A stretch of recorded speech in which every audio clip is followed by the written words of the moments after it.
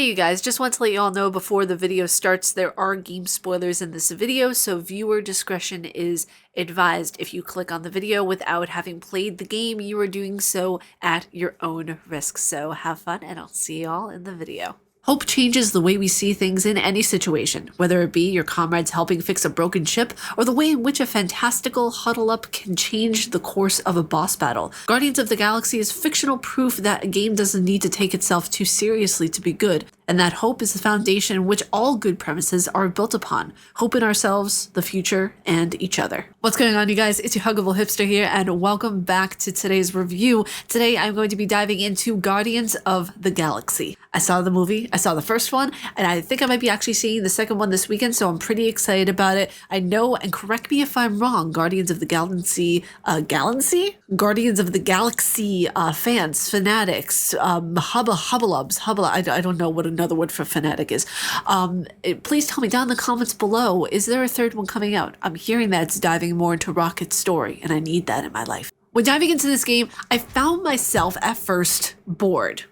Wait, I stopped typing in that comment section. Okay, just wait. And just seeing the same old game mechanics that I do in every single action game, it just got repetitive, it got nonsensical, and the enormous amounts of action and very little story to be seen in the very beginning of the game was worrisome. As I got into the story more and more, I saw the birth of what would be one of the most well-written characters and story dialogues I've ever seen besides Uncharted 4. The dynamics between the characters and the way the story flowed, I thought it was absolutely genius, and I didn't see that in the beginning of the game, and I thought, okay, well, this is just, another boring action game. What are you gonna do about it? But no. Falarkin, no, it was the complete opposite. It had me entranced, and it had me wanting more and more. This game took me by surprise. I never thought I would like this game. Because I don't like superhero type stuff. I really didn't like Marvel much, besides, Blade, besides Deadpool, besides Morbius. I don't really enjoy too much of the Marvel hero type stuff, but this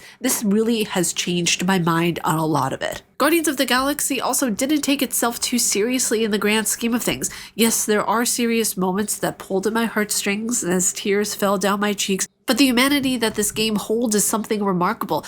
Peter Quill learns to let go of his past. Gamora starts to heal from her past traumas. Rocket, who is by far one of the most mentally diverse characters in the whole game besides Groot, works on his own traumas in order to effectively work with people in a healthy way. Drax also learns how to let go and move forward with the loss of his family. And Groot is the foundation of the group, the character that holds them all together. All of these characters are rooted in something more than just their next paycheck, which makes this game incredible and something where players like myself can see a kinship and a value in the story and how it's presented. I will admit, this game can get quite repetitive, especially with how the mechanics are laid out, with how you have to go till there's like a few sections of enemies and then a boss and then you see more story. It's a very, very formulaic, like you'll see enemies, boss, or you'll see boss, story, enemy. It'll always be in a certain flow that you can kind of predict what's going to happen next. The boss battles do offer up a little more diversity in terms of how you can go about fighting them, but the different types of enemies that you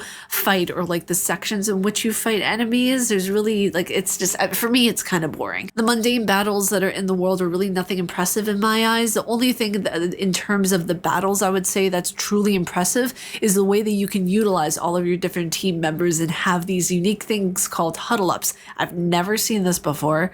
I've never really seen boss battles utilized in such a way of where you can talk to your team members and inspire them to keep going. And I thought that was actually really, really cool to see. That was something so unique, and it was kind of funny too because it's so comical.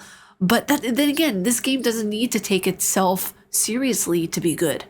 The main attraction / impressive bit to me was how each ultimate from the character is utilized in the way that it attacks different enemies. Like Rocket, he's all guns and everything. Drax, he's kind of like God of War. You know, he's very, very much heavy hitter. You know, Gamora, I loved her attacks the most. The way that they were just so fluid and effortlessly done.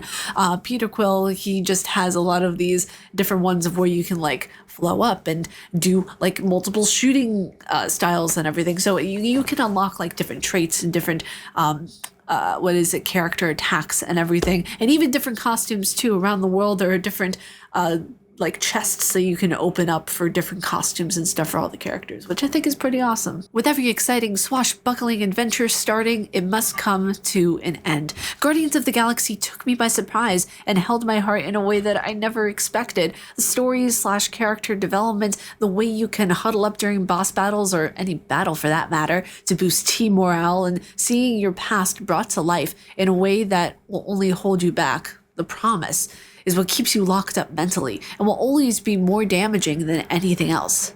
Being stuck in the past, I think, is one of the biggest dangers of all, and I think that's what this game is trying to convey. With its silly coating of paint, there is an underlying human truth that you can't fix the past, but only make the future better.